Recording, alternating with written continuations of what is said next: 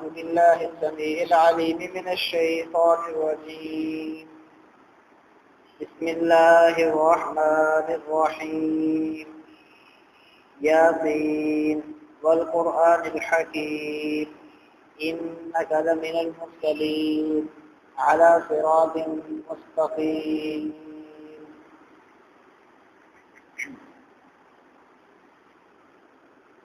ہر قسم کی حمد و ثنا اللہ رب العالمین کے لیے ہے، جو ہمارا خالق و مالک ہے، جو ہمارا رازق و داتا ہے، جس نے ہمیں پیدا فرمایا ہے اور ہماری ہر ضروریات کا خیال رکھا ہے۔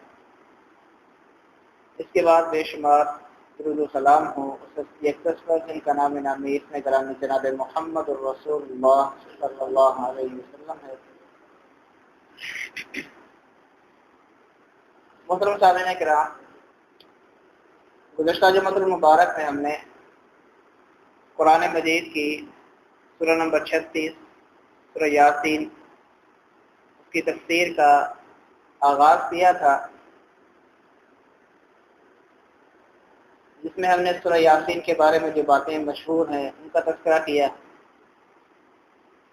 پھر یاسین کا کیا مطلب ہے اور پھر قرآن مجید کا کیا مطلب ہے، اس سے کیا مراد ہے اور اس کی کیا فضیلت اور شان ہے۔ یہ باتیں گزشتہ جمعۃ المبارک میں بیان ہو چکی ہیں۔ اسی سلسلے کو جاری رکھتے ہوئے آگے چلتے ہیں۔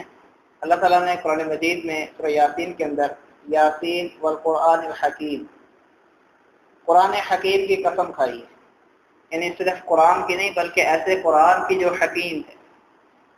حکیم یہ قرآن مجید کی ایک صفت ہے۔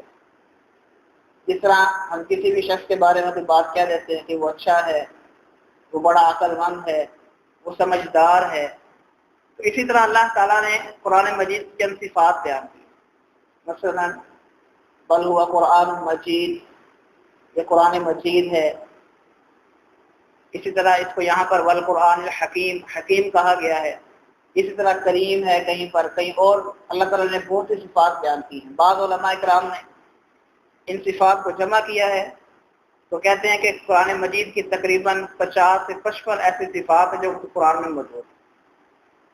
تو ان صفات میں سے ایک صفت کا تذکرہ یہاں پر ہے کہ یہ قرآن ایسا ہے الحکیم جو حکمت والا ہے۔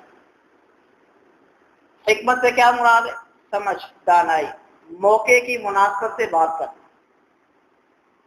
یہ قرآن جو نازل ہو رہا تھا تو آپ دیکھیں کہ نبی کریم صلی اللہ علیہ وسلم جب تک مکہ میں رہے ہیں تو اللہ تعالیٰ نے ایسی آیات نازل فرمائی ہیں، ایسی صورتیں نازل فرمائی ہیں جس میں ان لوگوں کے حالات کے مطابق باتیں تھیں۔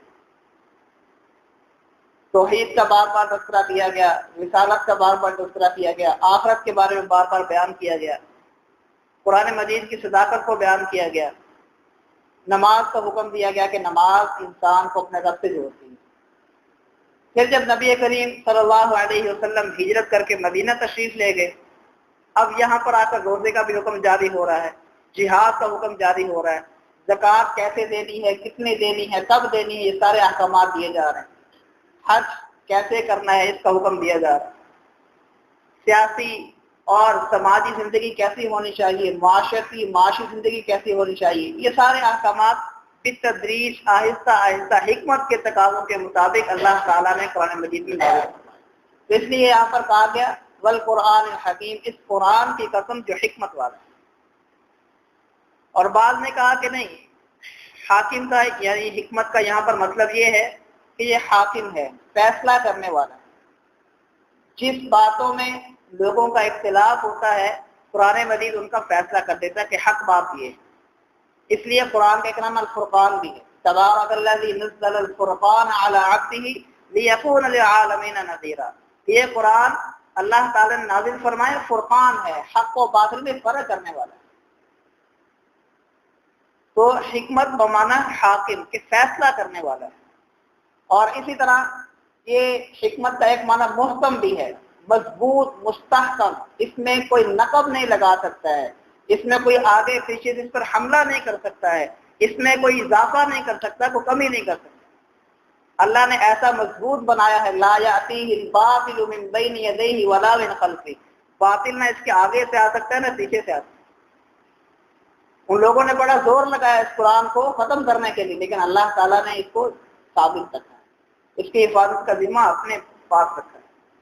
تو یہ قرآن حکمت والا ہے، بمانہ حاکم ہے، بمانہ مستحکم اور محکم ہے، اور بمانہ حکمت سے بھرپور ہے کہ لوگوں کے حالات کے مطابق ان کو حکم جاری کرتا ہے، لفظی اور معنوی خامیوں سے پاک ہے، کبھی ترغیب دیتا ہے کہ یہ کام کرو گے یہ ملے گا، یہ کام کرو گے یہ ملے گا، اور کبھی ترہیب کے ذریعے ڈراتا ہے یہ کام کر لیے تو یہ نقصان ہوگا۔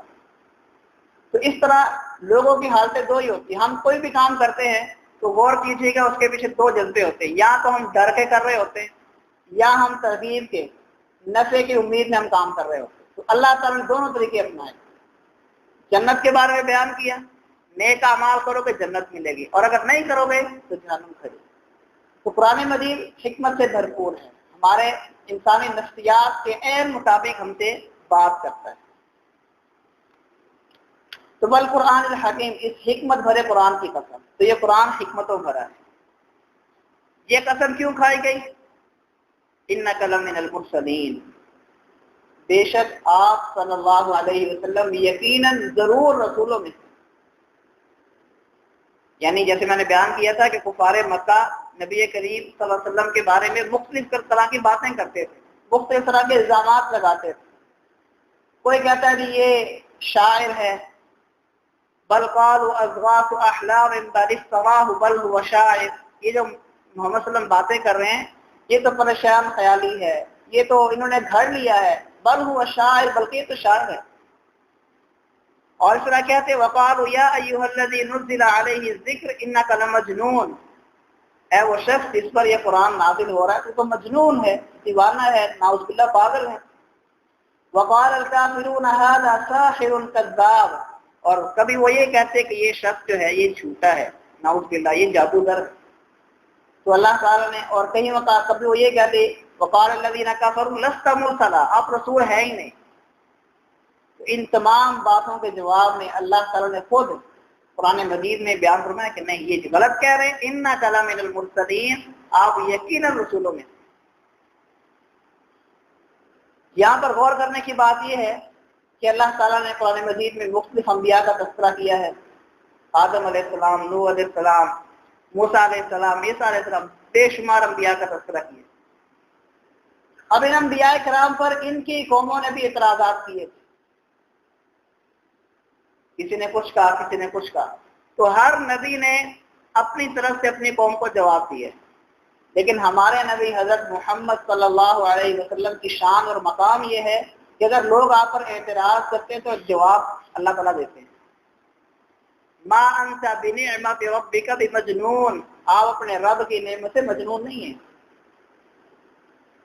ما علمناہ الشعر وما ينبغی لہ، ہم نے آپ کو شعر سکھایا ہی نہیں، آپ کے لائق ہی نہیں۔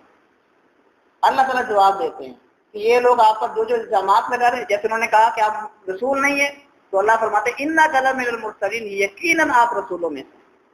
تو یہ اللہ تعالیٰ کی یعنی حکمت دیکھے، اپنے نبی سے پیار دیکھے کہ لوگ جب اعتراض کرتے ہیں تو خود اللہ تعالیٰ جواب دے۔ اور یہاں پر یہ کہا کہ انک لمن المرسلین، آپ رسولوں میں سے ہیں۔ رسول کون ہوتا ہے؟ جس پر اللہ کی طرف سے پیغام آتا ہے، ایسا پیغام جو لوگوں کی انسانیت کی ہدایت کے لیے ہوتا ہے۔ تو نبی کریم صلی اللہ علیہ وسلم بھی اللہ کے رسول ہیں، آپ پر اللہ کی طرف سے پیغام آیا ہے، آپ نے پیغام خود اپنے اوپر نازل نہیں کیا۔ اس لیے بھی پتا چلا کہ رسول بھیجنے والا کوئی اور ہے، یعنی پیغام دینے والا کوئی اور ہے، اور اس کو ریسیو کرنے والا، وصول کرنے والا اور لوگوں تک پہنچانے والا کوئی اور ہے۔ یعنی رسول اللہ صلی اللہ علیہ وسلم، حضرت محمد صلی اللہ علیہ وسلم اللہ نہیں ہے، اللہ کے رسول ہیں۔ انک لمن المرسلین، یعنی وہ لوگ جو ہمارے ہاں یہ نظریہ پھیلاتے ہیں کہ نعوذ باللہ اللہ اور رسول ایک ہی چیز ہے، نہیں، ایسی بات۔ انک لمن المرسلین، آپ رسولوں میں سے ہیں، آپ تک پیغام پہنچایا جاتا ہے، آپ پیغام بھیجتے نہیں۔ اور جس طرح دیگر انبیاء کرام علیہ السلام رسول بنا کر بھیجے گئے ہیں، اور اللہ تعالیٰ نے ہر امت کے اندر کوئی نہ کوئی رسول بھیجا ہے۔ وَإِن مِّنْ أُمَّةٍ إِلَّا خَلَا فِيهَا نَذِيرٌ، اللہ فرماتے ہیں کہ ہر امت کے اندر کوئی نہ کوئی ڈرانے والا ضرور آیا ہے۔ وَلِكُلِّ أُمَّةٍ رَسُولٌ، ہر امت کے پاس کوئی رسول آیا. فَإِذَا جَاءَ رَسُولُهُمْ قُضِيَ بَيْنَهُمْ بِالْقِسْطِ وَهُمْ لَا يُظْلَمُونَ، جب رسول آتا تو ان لوگوں کے درمیان حق کے مطابق فیصلہ کر دیا جاتا، ان پر ظلم نہیں کیا جاتا. تو پیارے پیغمبر صلی اللہ علیہ وسلم کے بارے میں اللہ فرماتے ہیں اِنَّكَ لَمِنَ الْمُرْسَلِينَ، آپ رسولوں میں سے ہیں. کیونکہ جو مشرکین مکہ تھے وہ یہ بات تسلیم کرتے تھے کہ ابراہیم علیہ السلام اللہ کے رسول تھے. اپنے آپ کو خود ہی کہتے تھے کہ ہم ملت ابراہیمی پر ہیں، ہم ابراہیم کو ماننے والے ہیں. تو ابراہیم کو تو وہ رسول مانتے تھے، پیارے پیغمبر صلی اللہ علیہ وسلم کو رسول نہیں مانتے تھے. تو اللہ نے فرمایا کہ آپ بھی رسولوں میں سے ہیں، یعنی جس طرح وہ رسول آئے ہیں ویسے ہی آپ بھی رسول ہیں. یہاں پر یعنی بڑی حکمت کی بات اللہ تعالیٰ نے فرمائی. یہ نہیں کہا کہ آپ اللہ کے رسول، بلکہ یہ فرمایا کہ آپ اللہ کے رسولوں میں سے ہیں. جیسے ایک اور مقام پر اللہ فرماتے ہیں قُلْ مَا كُنْتُ بِدْعًا مِنَ الرُّسُلِ، آپ اعلان کرتے کہ میں کوئی نیا انوکھا رسول نہیں بن گیا، بلکہ مجھ سے پہلے بھی انبیاء آئے ہیں، مجھ سے پہلے بھی رسول آئے ہیں. تو جس طرح تم یہ مانتے ہو کہ ان پر اللہ تعالیٰ نے کتاب و حکمت نازل کیا ہے، اسی طرح اللہ تعالیٰ نے مجھ پر بھی کتاب و حکمت کو نازل کیا ہے.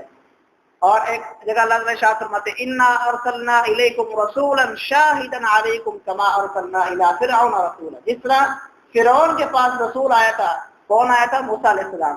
اسی طرح حضرت محمد صلی اللہ علیہ وسلم بھی اللہ کے رسول بن کر آئے. تو ان کا رسول ہونا کوئی نئی بات نہیں، کوئی انوکھی بات نہیں ہے، یہ اللہ تعالیٰ کی مرضی ہوتی ہے. اللہ اعلم حیث یجعل رسالتہ، کہ اللہ جس کو چاہتا ہے رسالت دے دیتا ہے، اللہ جس کو چاہتا ہے اپنا رسول بنا لیتا ہے. یہ بھی اصل میں ان کا ایک اعتراض تھا. کفار مکہ یہ بھی اعتراض کرتے تھے وقالوا لولا نزل هذا القرآن على رجل من القريتين عظيم، وہ کہتے ہیں یہ مکہ کے اندر اتنے سردار ہیں، اتنے چودھری ہیں، اتنے وڈیرے ہیں، طائف کے اندر اتنے مالدار جاگیردار لوگ بیٹھے ہیں، اللہ نے ان بستیوں میں سے کسی کو رسول کیوں نہیں بنا دیا؟ اس بستیوں کے بڑے بڑے لوگ بیٹھے ہیں، ان کو کیوں رسول نہیں بنائے؟ تو اللہ فرماتے ہیں اللہ اعلم حیث یجعل رسالتہ، اللہ بہتر جانتا ہے کہ اس نے کس کو رسول بنانا ہے. اور یہ بات بھی یہاں پر کلیئر ہونی چاہیے کہ نبی کریم صلی اللہ علیہ وسلم رسول ہیں، لیکن ایسے رسول ہیں کہ اپنے بعد آنے والے تمام لوگوں کے لیے رسول ہیں. آپ سے پہلے جو رسول آئے ہیں، جو نبی آئے ہیں، وہ خاص وقت کے لیے تھے، خاص قوم کے لیے تھے، خاص علاقے کے لیے تھے. لیکن حضرت محمد صلی اللہ علیہ وسلم جن کا کلمہ ہم پڑھتے ہیں، یہ ساری انسانیت کے رسول ہیں. قُلْ يَا أَيُّهَا النَّاسُ إِنِّي رَسُولُ اللَّهِ إِلَيْكُمْ جَمِيعًا، یعنی ایسے رسول ہیں کہ تمام لوگوں کے لیے بنا دیں. اور اس طرح اللہ فرماتے ہیں وَمَا أَرْسَلْنَاكَ إِلَّا كَافَّةً لِلنَّاسِ بَشِيرًا وَنَذِيرًا، ہم نے تمام لوگوں کے لیے آپ کو بشیر خوشخبری دینے والا اور نذیر ڈرانے والا بنا کر بھیجا، خبردار کرنے والا بنا کر بھیجا. اور خود پیارے پیغمبر صلی اللہ علیہ وسلم نے بھی فرمایا ہے وَكَانَ النَّبِيُّ يُبْعَثُ إِلَىٰ قَوْمِهِ خَاصَّةً وَبُعِثْتُ إِلَى النَّاسِ عَامَّةً. پچھلے انبیاء جو آتے تھے وہ کسی خاص قوم کے لیے آتے تھے، لیکن مجھے اللہ تعالیٰ نے تمام لوگوں کے لیے رسول بنا کر بھیجا. اِنَّكَ لَمِنَ الْمُرْسَلِينَ، بے شک آپ صلی اللہ علیہ وسلم رسولوں میں سے ہیں. اس سے اللہ تعالیٰ یہ بھی بتا رہے ہیں کہ آپ صلی اللہ علیہ وسلم جو باتیں پیش کر رہے ہیں لوگوں کے سامنے، جو قرآن پڑھ رہے ہیں، جو اللہ کے فرامین پڑھ رہے ہیں، یہ اللہ کی طرف سے، یہ آپ خود اپنی طرف سے نہیں کر رہے. کیونکہ جو رسول ہوتا ہے، جو قاصد ہوتا ہے، جو پیغام بر ہوتا ہے، جو پیغام لانے والا ہوتا ہے، وہ اپنی بات نہیں کر رہا ہوتا، وہ اس کی بات کرتا ہے جس نے پیغام دیا ہوتا ہے. تو اِنَّكَ لَمِنَ الْمُرْسَلِينَ، آپ لوگ رسولوں میں سے ہیں، آپ اپنی بات نہیں کر رہے ہیں، آپ کا کوئی ذاتی مفاد نہیں ہے، بلکہ اللہ نے جو پیغام آپ صلی اللہ علیہ وسلم کو دیا ہے وہی آپ لوگوں تک پہنچا. کفار مکہ یہ بھی کہتے تھے کہ آپ نیا دین لے آئے ہیں، ہم اس دین کو نہیں ماننے والے. اللہ فرماتے ہیں وَإِذَا قِيلَ لَهُمُ اتَّبِعُوا مَا أَنزَلَ اللَّهُ، جب ان سے یہ کہا جاتا کہ اس دین کی پیروی کرو، اس وحی کی پیروی کرو جو اللہ کی طرف سے نازل شدہ ہے، تو وہ کیا کہتے تھے بل نتبع ما الفینا علیہ آباءنا، ہمارے باء و اجداد جو کرتے رہے ہیں ہم نے وہی کرنا ہے. اولو کان آباؤہم اگرچہ ان کے والدین جو ہیں، ان کے ماں باپ جو تھے، باء و اجداد جو تھے، وہ نہ کچھ عقل رکھتے تھے، نہ سمجھ رکھتے تھے، پھر بھی ان کی پیروی کریں گے، پھر بھی ان کے پیچھے چلیں گے. وَإِذَا قِيلَ لَهُمْ تَعَالَوْا إِلَىٰ مَا أَنزَلَ اللَّهُ وَإِلَى الرَّسُولِ، اور اللہ فرماتے جب ان سے یہ کہا جاتا کہ آؤ اس چیز کی طرف جو اللہ نے نازل کی ہے، اس رسول کے پاس آؤ، اس کی بات مانو، تو قالوا حسبنا ما وجدنا علیہ آباءنا، کہتے جو ہمارے پاس پہلے سے دین موجود ہے نا، بس وہی کافی. ہم نے کچھ نیا نہیں سننا، کوئی نئی بات ہمیں قابل قبول نہیں ہے۔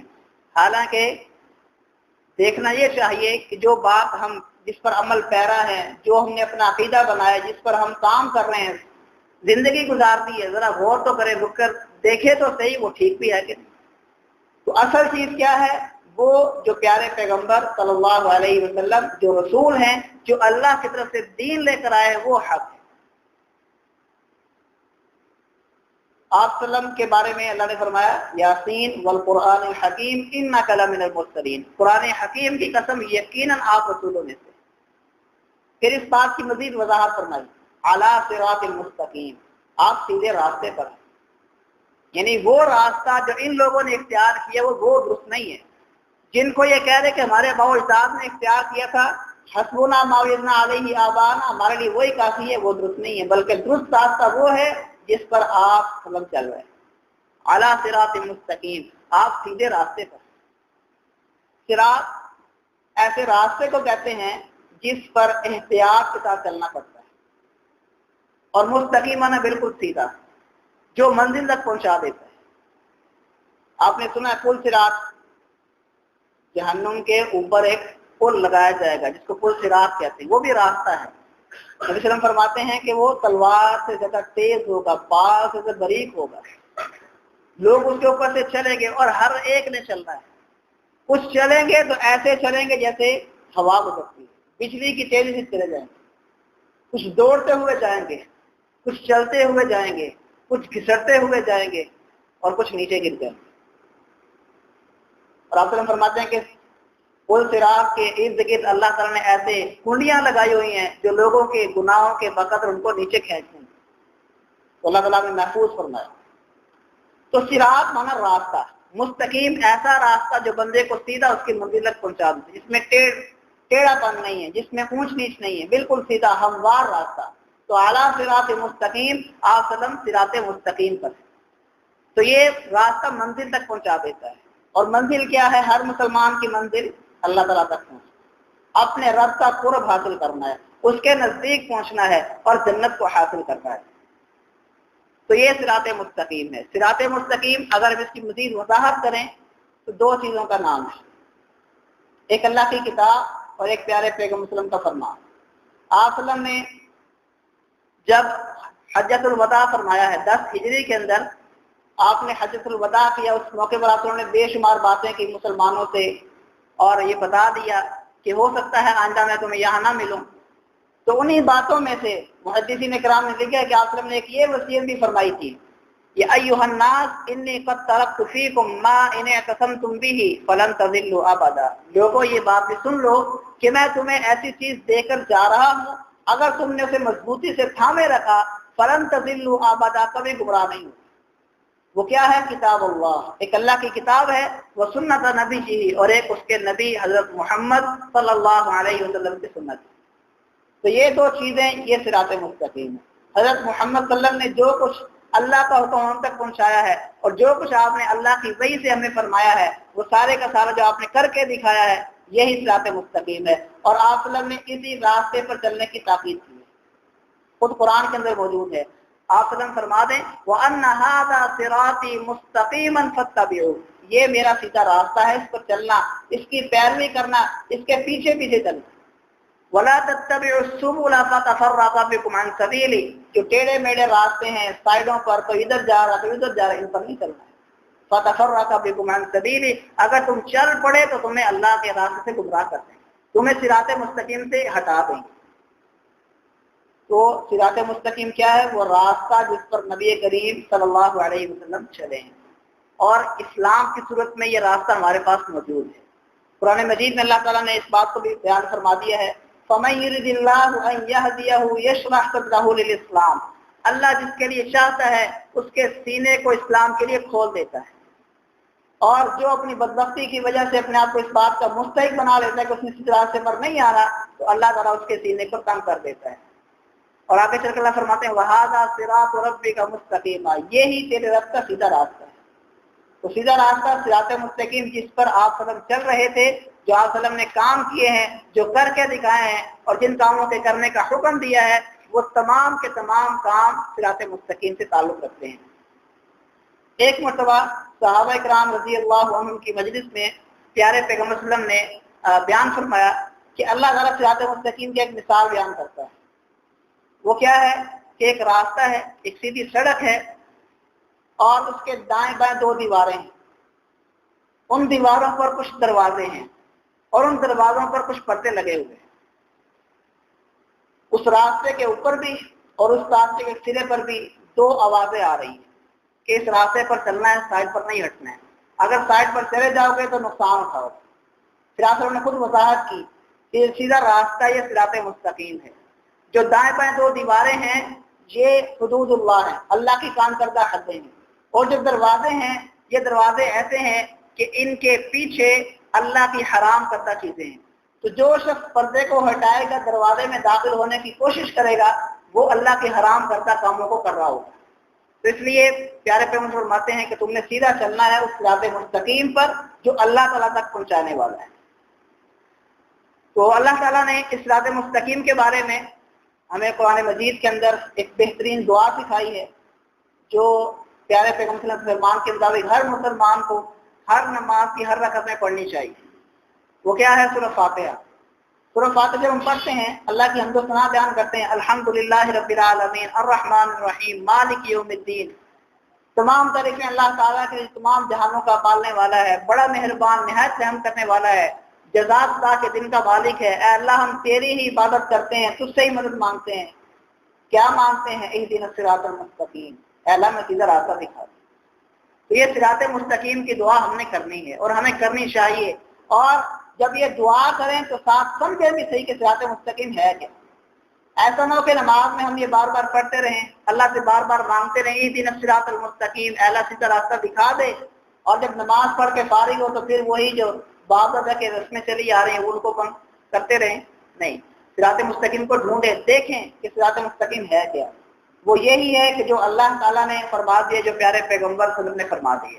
اللہ کا قرآن اور پیارے پیغمبر کا فرمان، یہ دو چیزیں مل کر یہ صراط مستقیم ہے. تو جب ہم یہ دعا کرتے ہیں تو اس دعا کو یعنی عملی طور پر بھی ہم نے ثابت کرنا ہے. اہدنا الصراط المستقیم، اے اللہ میں سیدھا راستہ دکھا دے. اور اگر دکھا دیا ہے تو پھر یہ دعا کرنی ہے. پھر یہ دعا کا کیا معنی ہو جائے گا کہ اللہ یہ سیدھا راستہ تو نے ہمیں دکھایا ہے، اس پر ہمیں چلا کر رکھ، اس پر استقامت دے. کیونکہ بعض اوقات کچھ لوگ ایسے بھی ہوتے ہیں جو سیدھا راستہ دیکھ لیتے ہیں، پتہ چل جاتا ہے کہ یہ بات یہ ٹھیک ہے، جو بات اس عالم نے کہی ہے وہ بات بالکل سچ ہے. کچھ عرصہ چلتے ہیں لیکن پھر دوسرے لوگ تانے دیتے ہیں، دوسرے لوگ جب ان کو یعنی غلط باتیں بتاتے ہیں تو پھر وہ سیدھے راستے سے ہٹ جاتے ہیں. تو سیدھا راستہ دیکھنا ہی کافی نہیں ہے، بلکہ سیدھے راستے پر استقامت اختیار کرنا یہ بھی ضروری ہے. اس لیے اللہ تعالیٰ نے ہمارے لیے لازمی قرار دے دیا. پیارے پیغمبر سے مت لا صلاۃ لمن لم یقرأ بفاتحۃ الکتاب، جو نماز میں فاتحہ نہیں پڑھتا اس کی نماز نہیں ہوتی. کیوں یہ لازم کیا؟ کہ بار بار ہم یہ دعا کریں کہ اللہ سیدھا راستہ دکھا دے. دکھا دیا تو اس پر چلا کر استقامت دینا، تاکہ ہم تیرے راستے سے دائیں بائیں نہ ہو جائیں. تو اللہ تعالیٰ نے پیارے پیغمبر صلی اللہ علیہ وسلم کے بارے میں فرمایا، یاسین والقرآن الحکیم انک لمن المرسلین علی صراط مستقیم. قرآن حکیم کی قسم، بے شک آپ رسولوں میں سے ہیں اور صراط مستقیم پر. تو صراط مستقیم وہی ہے جس کی پیارے پیغمبر صلی اللہ علیہ وسلم نے ہمیں تلقین فرمائی ہے، جو آپ نے دکھایا ہے. اور صراط مستقیم پر چلنا کس قدر ضروری ہے کہ پیارے پیغمبر صلی اللہ علیہ وسلم فرماتے ہیں کہ جس طرح بنی اسرائیل کے اندر لوگ مختلف فرقوں کے اندر، مختلف گروہوں کے اندر بٹ گئے تھے، اسی طرح میری امت کے لوگ بھی مختلف گروہوں میں بٹ جائیں گے. بعض میں 73 فرقوں میں بٹ جائیں گے. پوچھا گیا کہ ان میں سے بہتر کون ہے، سیدھے راستے پر کون ہے؟ تو آپ نے فرمایا ما انا علیہ واصحابی، جو اس راستے پر ہے جس پر میں اور میرے صحابہ ہیں. تو یعنی صراط مستقیم یہ ہے. اچھا، بعض لوگ یہ کیا کرتے ہیں کہ جب ان سے یہ کہا جائے کہ فرقہ بندی جو ہے درست نہیں ہے، فرقے بنانا درست نہیں ہے، اپنے آپ کو فرقوں سے نکالنا ضروری ہے، تو کہتے ہیں دیکھو پیارے پیغمبر نے بھی تو فرمایا کہ امت ہے تو پھر فرقوں میں بٹ جائے گی، لہذا فرقے تو بنانے چاہیے. تو اصل میں بات یہ ہے کہ پیارے پیغمبر نے اس لیے نہیں بتایا کہ ہم یہ کام کریں، بلکہ آخر نے اس لیے بتایا تھا کہ ہم اس کام سے بچیں، ہم اپنے آپ کو اس گروہ کے اندر شامل رکھیں، اس امت کے اندر شامل رکھیں جس کے بارے میں پیارے پیغمبر فرماتے ہیں ما انا علیہ واصحابی، جس پر میں اور میرے صحابہ کرام ہیں، وہ جماعت اس کے اندر اپنے آپ کو شامل رکھیں، فرقوں کے اندر نہ جائیں، کیونکہ پیارے پیغمبر فرماتے ہیں لا تزال طائفۃ من امتی ظاہرین علی الحق لا یضرهم من خذلهم، ایک امت کا، میری امت میں سے ایک گروہ جو ہے ہمیشہ سیدھے راستے پر رہے گا، کہ صراط مستقیم پر قائم رہے گا، ان کو چھوڑنے والوں کو نقصان نہیں پہنچائے گا یہاں تک کہ اللہ کا حکم آ جائے، قیامت آ جائے، وہ لوگ سیدھے راستے پر رہیں گے۔ تو ہمیں یہ کوشش کرنی ہے کہ وہ لوگ جو پیارے پیغمبر صلی اللہ علیہ وسلم کے فرامین کے مطابق، آپ کے احکامات کے مطابق سیدھے راستے پر چل رہے ہیں، ہم ان کے اندر شامل ہو جائیں اور ان کے طریقہ کار کو اپنائے رکھیں۔ اللہ تعالیٰ ہمیں سمجھنے کی اور عمل کرنے کی توفیق عطا فرمائے۔ وآخر دعوانا الحمدللہ رب العالمین۔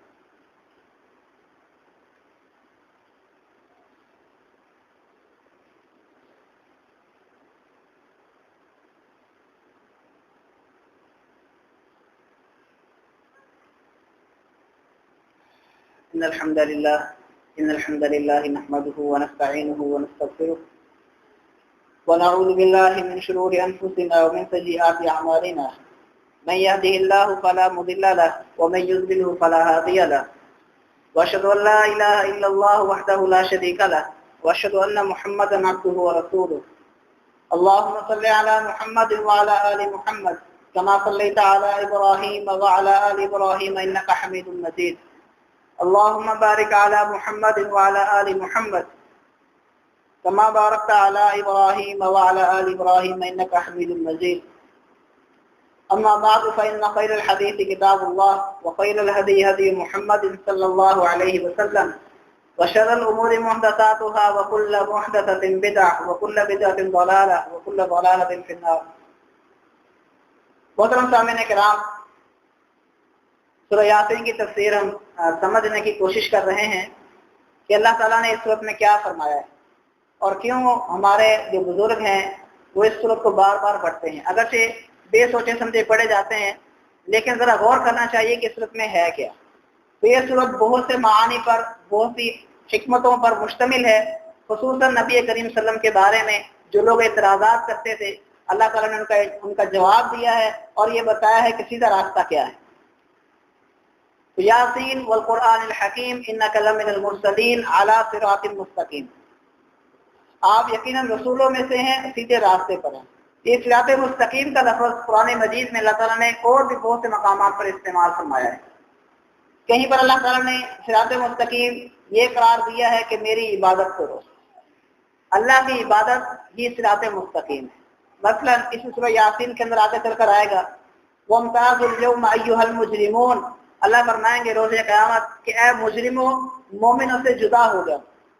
أَلَمْ أَعْهَدْ إِلَيْكُمْ يَا بَنِي آدَمَ أَلَّا تَعْبُدُوا الشَّيْطَانَ، اے بنی آدم کیا میں نے تم سے یہ وعدہ نہیں لیا تھا کہ تم نے شیطان کی عبادت نہیں کرنی ہے؟ إِنَّهُ لَكُمْ عَدُوٌّ مُبِينٌ، وہ تمہارا کھلا دشمن ہے۔ وَأَنِ اعْبُدُونِي، تم نے صرف میری عبادت کرنی ہے۔ هَذَا صِرَاطٌ مُسْتَقِيمٌ، یہ سیدھا راستہ ہے۔ تو اللہ کی عبادت جو ہے یہ سیدھا راستہ ہے۔ اس طرح عیسیٰ علیہ السلام نے اپنی قوم کے لوگوں کو جب خطاب کیے تو انہوں نے بھی یہی فرمایا تھا ان اللہ ربی وربکم فاعبدوہ ھذا صراط مستقیم، لوگوں میرا رب بھی اللہ ہے، تمہارا رب بھی اللہ ہے، اس لیے اس اللہ کی عبادت کرو، یہ سیدھا راستہ ہے۔ انبیاء کرام علیہ السلام کا تذکرہ کرتے ہوئے اللہ تعالیٰ نے یہ بیان فرمایا ہے کہ وہ انبیاء بھی سیدھے راستے پر تھے، ان کے جو عقائد و اعمال تھے وہ بھی صراط مستقیم تھے۔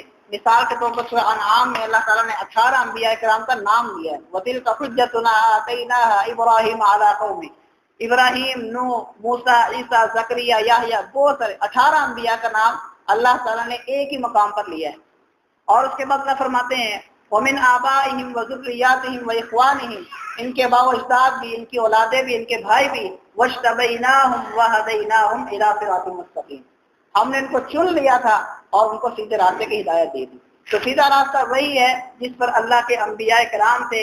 ابراہیم علیہ السلام کا تذکرہ کرتے اللہ فرماتے ہیں ان ابراہیم کان امۃ قانتا للہ حنیفا، یقیناً ابراہیم علیہ السلام اکیلے ایک امت کے برابر اللہ کے فرما بردار تھے۔ ولم یکن من المشرکین، مشرک نہیں تھے، توحید پرست تھے۔ شاکرا لانعمہ، اللہ کی نعمتوں کا شکر ادا کرنے والے تھے۔ اجتباہ وہداہ الی صراط مستقیم، تو اللہ تعالیٰ نے ابراہیم علیہ السلام کو سیدھے راستے کی ہدایت دی۔ تو سیدھا راستہ وہی ہے جس پر ابراہیم علیہ السلام تھے۔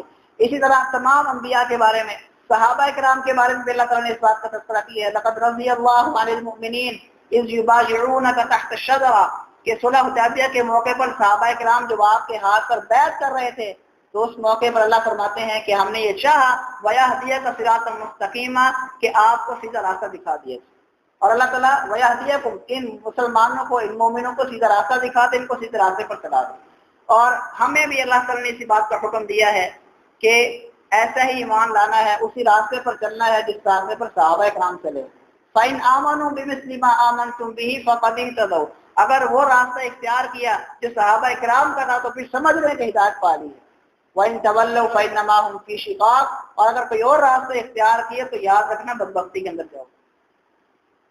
تو صحابہ کرام رضوان اللہ علیہم اجمعین کا جو راستہ تھا، انبیاء کرام کا جو راستہ تھا، حضرت محمد صلی اللہ علیہ وسلم کا جو راستہ تھا، وہی صراط مستقیم ہے۔ ان سے ہٹ کر ان کے خلاف جو بھی باتیں کر لی جائیں، جو بھی اعمال گھڑ لیے جائیں، جو بھی عقائد بنا لیے جائیں، وہ صراط مستقیم ہرگز نہیں ہو سکتے۔ ان پر چلنا اپنے آپ کو صراط مستقیم سے ہٹانے کے برابر۔ اگر ہم قرآن مجید کو مزید مطالعہ کریں تو اللہ تعالیٰ نے یعنی صراط مستقیم کا جو لفظ استعمال کیا ہے وہ 3 مواقع پر کیا ہے۔ ایک توحید کے موقع پر کہ صراط مستقیم کیا ہے؟ توحید کو اپنانا۔ دوسری چیز صراط مستقیم یہ ہے کہ اللہ کی رسی کو مضبوطی سے تھامنا۔ وَمَن يَعْتَصِم بِاللَّهِ فَقَدْ هُدِيَ إِلَىٰ صِرَاطٍ مُسْتَقِيمٍ، جو اللہ کو مضبوطی سے تھام لیتا ہے، اللہ کی رسی کو پکڑ لیتا ہے، وہ صراط مستقیم پر۔ اللہ کی رسی کیا ہے؟ قرآن مجید۔ خود پیارے پیغمبر فرماتے ہیں کتاب اللہ، کہ اللہ کی جو کتاب ہے یہی اللہ کی رسی ہے۔ اور تیسری چیز یہ ہے کہ حضرت محمد صلی اللہ علیہ وسلم کی پیروی کی جائے، توحید کو اپنایا جائے، قرآن کو اپنا دستور بنایا جائے، اور تیسری چیز پیارے پیغمبر صلی اللہ علیہ وسلم کی پیروی کی جائے۔ اللہ فرماتے ہیں، آپ فرما دیں ان سے وَاتَّبِعُونَ هَذَا صِرَاطٌ مُسْتَقِيمٌ، میری پیروی کرو، یہی صراط مستقیم۔ تو یہ 3 چیزیں ہیں جن کو اگر اپنے سامنے رکھیں ہم تو ہمارے لیے صراط مستقیم بالکل واضح ہو جاتا ہے۔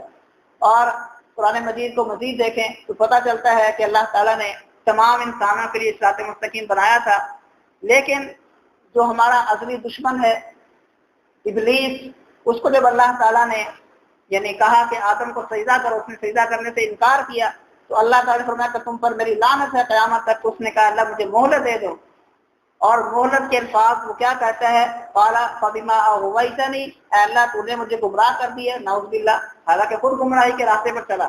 فبما اغویتنی لاقعدن لهم صراطک المستقیم، اے اللہ تو نے مجھے صراط سے گمراہ کر دیا، لہذا اب میں تیرے سیدھے راستے پر بیٹھ جاؤں گا، تیرے سیدھے راستے پر لوگوں کو بہکانے کے لیے آ جاؤں گا۔